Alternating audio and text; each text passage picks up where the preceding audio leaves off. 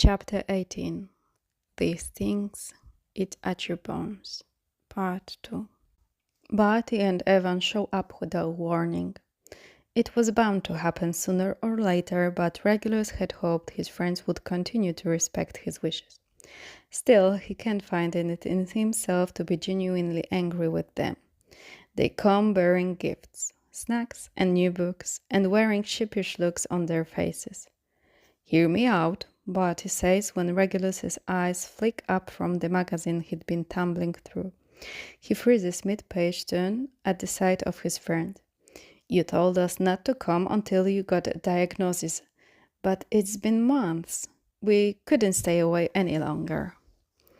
"You are also not replying to our letters," Evan adds, frowning. It's early afternoon, but the sun has already begun to set. It will be fully dark soon, and the artificial light inside the room casts his friends in a yellowish glow that kills Evan's natural tan. "So, we're here, and we're not leaving until we've spent enough time around you to thoroughly annoy you." "You'd bully a dying man?" Regulus asked dramatically. Bart and Evan roll their eyes in unison, and Evan says, "Yes. Now, can this bed hold 3 of us on it?" Regulus scoots back as far as he can, and both his friends climb on and sit. Regulus's bed leg embarrasses him, but neither Barty nor Evan even flinch when he has to hold it with his hand and haul it out of the way. Regulus should have known that if anyone would be able to make him feel normal, it would be these two. Evan appends 2 bags full of snacks. They range from bags of candy to chocolate frogs to bakery wrappers and boxes full of everything one could ever want. Immediately, Regulus's stomach growls and he blinks at them in shock. He hasn't felt hungry in so long, he thought that was another thing the curse had stolen from him. Regulus hesitates, awed, but gestures to the frankly alarming amount of food spread between them. "Take your pick. Sirius told me you haven't been eating, and I thought it wouldn't hurt to bring you stuff that actually tastes good. Hospital food sucks balls." "Nothing wrong with that," Evan mutters. "Oi," Regulus says, "do not be gross in front of the patient." Barty wiggles his eyebrows, then gesturing to the food again. "Come on, eat something. Anything." It's been ages since Regulus ate a blueberry muffin, so he picks up the bakery bag and digs in. Evan smiles proudly, which tells Regulus the bakery haul was his idea. 2 bites in, Regulus is already full. It's disappointing to see the least. He doesn't feel like throwing up, though, and that's a win. "Did you hear about Dolokhov?" Barty asked around a mouthful of chocolate frog. "What about him?" Regulus sits down, he's picked at a muffin and reaches for the candies. He might not be hungry, but he's still curious as to what they brought for him. "Right. So you know he was engaged to be married to one of the Greengrasses? 2 days ago he ran away. Basically, he eloped with Rabastan Lestrange." "No," Regulus says, mouth hanging open, like, "together?" "Yes," Evan confirms, nodding wildly. "It's a whole thing. Everyone and their mother is up in arms about it. The Dolokhovs are being shamed left, right, and center, and the Lestrange are livid. Apparently, they were hoping Rabastan would secure a marriage with one of the Selwyns." "How did we never see this coming?" Regulus asked. "Dolokhov and Lestrange? Fuck me." And guess what? Barty's grin is borderline maniacal. The bride-to-be has publicly come out and said she supports Dolokhov's decision because apparently she didn't want this marriage either. Regulus leans forward, crushing the bakery bag by accident. A blueberry explodes, spraying juice everywhere. None of them care. Barty is already explaining his theory that the girl is completely uninterested in romantic relationship and voicing his support for her single lifestyle. From there, Evan starts hearing some gossip about one of his cousins who is rumored to be having an affair with none other than Mrs. Zabini. Night paints the sky in shades of indigo. Stars blink into place. The moon shines halfway to full. A light breeze makes the glass of the windows rattle every now and then. Inside the hospital room, Regulus forgets about everything but Bertie and Evan. Time slows. It ceases to pass. He forgets to fret about his inevitable doom. Forgets about blood curses and Japanese ancestry, about handsome healers and ones who've yet to arrive. He forgets about James's odd mood and the fact that it's strange he hasn't come to see Regulus yet. For a few glorious hours, Regulus is merely a boy of 18 gossiping with his two best friends. No more, no less. It's everything, but like all things, it has to end. Good evening, Regulus, Pablo says, stepping into the room with his signature bright smile. His eyebrows climb to his hairline when he finds Barty and Evan lounging on Regulus's bed, but he simply nods to them and says, "Hello, I don't think we've met." "Who is this absolute snack of a man?" Barty whispers while Evan introduces himself. Regulus smirks. "My new healer." "I'm not feeling very well," Barty says loudly. "I think you should maybe check me, just in case." Barty has the absolute audacity to wink at Pablo, who, to everyone's astonishment, simply laughs. Evan's eyes narrow. Barty jumps off the bed and preens. Regulus isn't sure if he wants to laugh or die from mortification. "We can call for a nurse," Pablo says good-naturedly. Evan slides off the bed and rounds to stand next to Barty. "He's fine." Pablo tilts his head, then says, "Oh, you look good together." Immediately, Evan's demeanor changes. He grins, throws an arm over Barty's shoulders, and says, "Forgive him. He sees an attractive man and loses all sense of decorum." "Please stop it," Regulus says faintly. "You're both so embarrassing." Still smiling, Pablo approaches the bed and has a look at the various floating orbs monitoring Regulus' vitals. "How are you feeling, Reg? This looks really good." He glances over his shoulder. "You two should come more often. This indicator here is higher than it has been since I first took Reg on as a patient."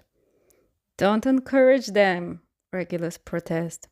But he can't deny that Barty and Evan's tactic to talk about literally anything except this awful situation worked. He has no doubt they've been getting updates through Sirius. It's not that they don't care how he is. Rather, they understand no one else had it in them to act normally around him. "Please, do encourage," Barty says. "I have a praise king." "Oh my God!" Regulus cries out. Pablo laughs again, shaking his head. Regulus hears him mutter something like "kids," which is fair, but also no. Regulus doesn't want Pablo to think he's an immature as Barty. "All right, enough. Visiting hours are over." "Are you going to tell us not to come back?" Evan asks him defiantly. "No," Regulus admits. "You can come whenever you want, I guess. But maybe bring Pandora? She's the only one that can get Barty to behave himself." A shadow passes over their eyes. It's not true, and they know it. Normally, Regulus is the one who wrestles Barty under control, but things are far from normal, no matter how much they pretend. "We'll be back next week," Barty says, sobering up and straightening. "We're going to France tomorrow to visit some of Evan's family. But as soon as we are back, we'll come again." He clears his throat. Pablo. "Pablo, right. Thanks for looking after him." Regulus's throat tightens. If he could walk, he would hug Barty. But he can't. and Bart is too far from the bed. Besides, the stiffness of his posture tells Regulus he would break if they hugged. And suddenly, Regulus wonders what it took for them to gossip like they were back in Hogwarts. The effort they must have put into pretending it was all sunshine and rainbows. Bart acting out about Pablo suddenly makes more sense.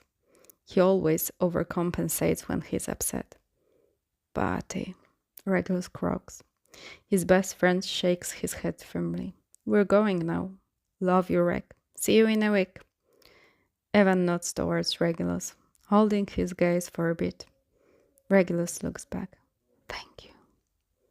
You've got good friends, Pablo says when they've left the room. Regulus doesn't trust his voice not to crack, so he nods instead. I thought you weren't coming. The room is dark and quiet, empty. It's almost midnight, way later than James' usually visiting times, though not completely unheard of. Regulus can't see him yet. James hasn't taken off the cloak, but he can smell James in the room, even halfway to sleep as he is. Hi, James says, his head bobbing in the air before he throws his cloak aside. Practice ran late today. There's an edge to his voice Regulus can't read. James isn't wearing his practice kit, but his messy hair is still wet and he smells clean. Regulus quickly averts his eyes. The last thing he needs is to think about is James Potter in the shower. Everything okay? Yeah. James runs a hand over his eyes, blinks at Regulus. Yeah. You? Regulus winces. This is so stilled. Why? He hates it. Perhaps Raffle is waiting for James and he's in a hurry to get back to him. Perhaps the team is out for drinks and James wishes he was there instead. James, you don't... The coughing fit comes out of nowhere. It rips through his chest, tearing petals and blood from his insides. Regulus doubles over, hacking up a mix of all the horrible things inside of him. In an instant, James is there. He holds Regulus to it, whispering soothing words. There are splatters of blood on his hoodie, but he doesn't seem to care. In James's arms, the fit passes faster. Or maybe it's just that Regulus has lost track of time. One moment he's coughing up a lung, the next he's shivering against James. Are you okay? James whispers, running his fingers through Regulus's hair to push the wet strands away from his forehead. Sorry, I don't apologize, James says. He hasn't let Regulus go, and Regulus hopes they will stay this way a little longer. Never apologize. Is there anything I can do? Do you want me to call, Healer Rojas? No, Regulus says, fist holding onto James's hoodie. No, just give me a minute. Anything. It's longer than a minute. They stay wrapped in each other for far too long. With his cheek against his chest, Regulus can hear James's heartbeat. It's steady, firm, solid, like James. Thank you, Regulus says, peeling himself away when he runs out of excuses. Can you... James waves his hand and cleans them up without another word. He helps Regulus lean back, then climbs on the bed with him. How about we read for a bit? James asks. Regulus nods, relaxes into pillows and forgets all about the earlier awkwardness. The fit exhausted him as it always does. His head feels heavy, his limbs all wrong. There is numbness starting in his fingertips that he doesn't want to think about. It comes and goes, unlike his leg, which is gone entirely. For now, he merely curls his hands into fists in his lap and lets James's voice soothe him. How many nights have passed with Regulus alone in his room, waiting for the telltale smell of fresh linen and sandalwood, that soft whoosh of the cloak falling away to reveal James with his gentle smile. Regulus doesn't remember falling asleep, but somewhere along the way he drifts. sitting on a grassy hill overlooking a field of flower, picking at the ground as the cloud shifts overhead. The sun feels incredible, warm and inviting, but not too hot. He could sit here for hours. Do you ever wonder what it would be? Regulus glances sidelong at James, but doesn't let his gaze linger. He can't, in that dreamlike way. What would be like? Me? You?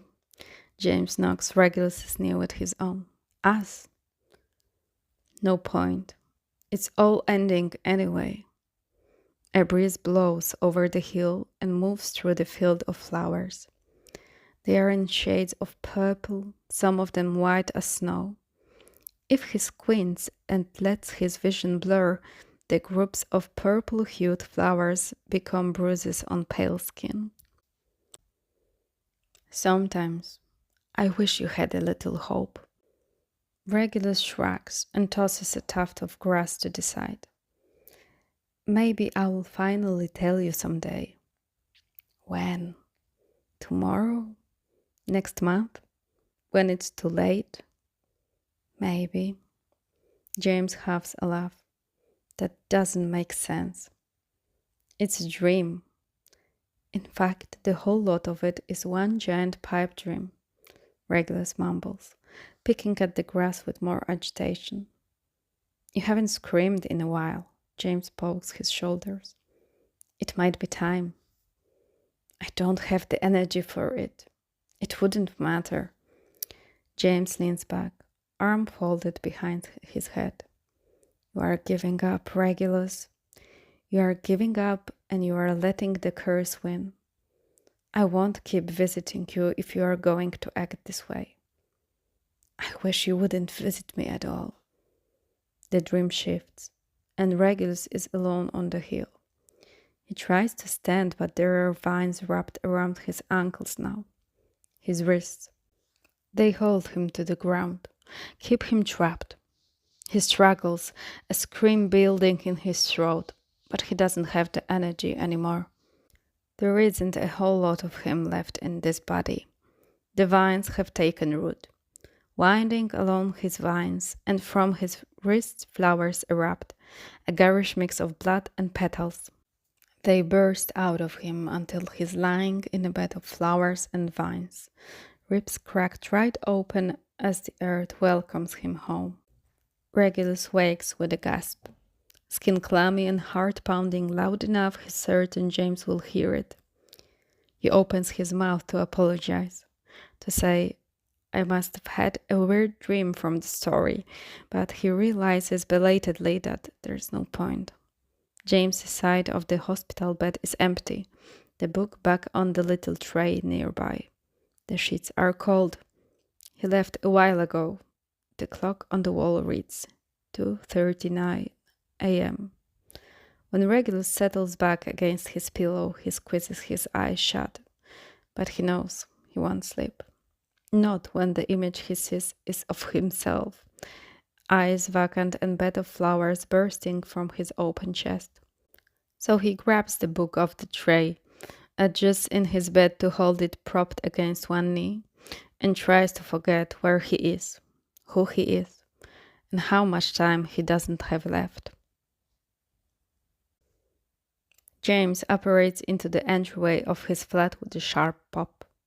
He folds his cloak in his arms, exhaustion weighing heavy, and makes his way to the kitchen. He doesn't usually leave the hospital without saying goodbye, but Regulus didn't stir when James nudged him. His face was slack with sleep, though his expression looked less than at ease. James tried again a few minutes later before leaving.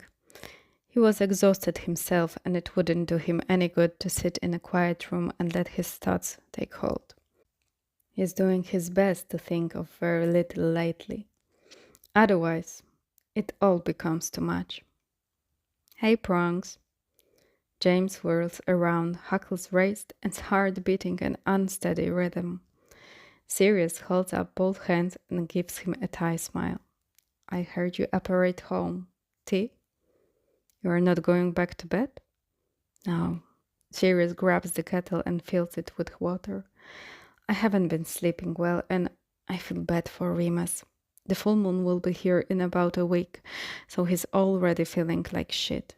He doesn't need me keeping him up until sunrise. You know he doesn't mind. Sirius's lips quirk into a sad smile. That's the part of why I love him. He twits a dial on the stove, and James expects him to step away, but he stands there to watch the flame dance under the kettle. You doing all right? James swallows thickly and hoists himself up on the counter. He wants to look Sirius in the eye when they talk. The air is too heavy for him to avoid his best friend. He forgets sometimes that Sirius will lose more than all of them when Regulus goes. I'm all right, just tired from practices and stuff. Practices don't run until 3 in the morning. Yeah, well. Sirius glances at him, then looks back at the flame. How is he? Regulus. How is he doing? James wants to say, how should I know? Or fine, I'm sure, or didn't you visit him this morning? But when Sirius's eyes shift to him again, moonlight streaming through the windows catches on dark circles. Sirius is too tired to pretend to be anything other than devastatingly broken. James decides he won't pretend either, and replies, he's all right. That's good. He was a little out of it this morning, seemed lost in his own head. I told Barty and Evan to visit him. He didn't mention that. Not sure he wants them there, but I hate watching him. Sirius clenches his jaw and exhales sharply. Anyway, it's time he lets people visit, especially his friends. That hospital is to them depressing. He needs a little laughter from people who aren't us. James pulls one knee up to his chest and rests his chin on it. Sirius still watches the flame dance. I talked to Ma. She said maybe he should come home. For the rest of it is the unspoken but understood ending of his sentence. Sirius busies himself with grabbing 2 mugs from a cupboard. We need to see what this Japanese healer says first. Andy sent me a note yesterday and said she's making progress on the records she found. They are letters, it seems. She's also reaching out to an embassy in Japan to find out more information about our family line. Maybe there's a tree there we can get our hands on. That's good. We'll wait then. James takes the mug from Sirius. It's one Regulus got him for his birthday last year. A joke gift before he passed James his real present. Laughter in his eyes when he asked, offended, Don't you like it? I picked it out just for you. It's a muggle mug, nothing special except. It came from Regulus, and attached to it was the bright, lovely laugh. How did you know I've been visiting him? You are always coming home late, like I said. I haven't been sleeping. Sirius gives him a smile, but it doesn't reach his eyes. They are all so tired. I'm glad that you are, for what it's worth. He needs it. I feel like those healers just see him as an experiment. Like, here's this rare case in the body of a teenage boy. My little brother is coughing up blood and flowers, and they are calling him a medical marvel, studying him, poking and prodding, and James's chest aches when Sirius's voice cracks. He's always been different. His eyes, his way of thinking, his whole aura. We've never been the same, even though we were born in the same house and raised by the same awful parents. Sirius shuts off the stove before the kettle can start to scream. I used to find it annoying, that I was always Regulus Black's big brother. I want to be serious, just serious. James watches his best friend grab 2 tea bags, then pour hot water into each of their mugs. His movements are stilted. I feel guilty about it. I hate that I ever thought I wanted to be like you, an only child with no one to compete with. Sirius's love heaven and oaths of merit. Now, all I want is to be Regulus's big brother for the rest of my fucking life. Here, your tea. Sirius, James says softly. Even at this decibel, it feels too loud for the quiet kitchen. You'll always be Regulus's big brother. Even if he doesn't make it through this, you know that won't change, right? It will change, Prongs. There's no way it won't.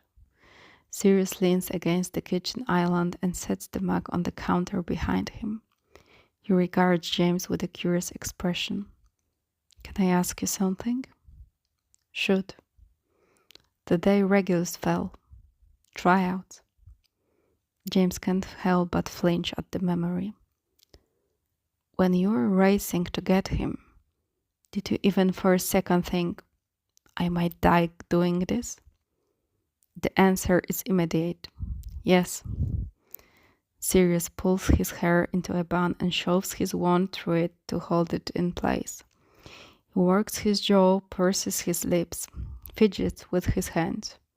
One rubs at the back of his neck, his gaze far away. You did what I couldn't even do. I was frozen, terrified, in shock maybe. That's not your fault, don't. You broke your back, Prongs. Spent weeks at St. Mungo's healing your injuries. You could have died that day.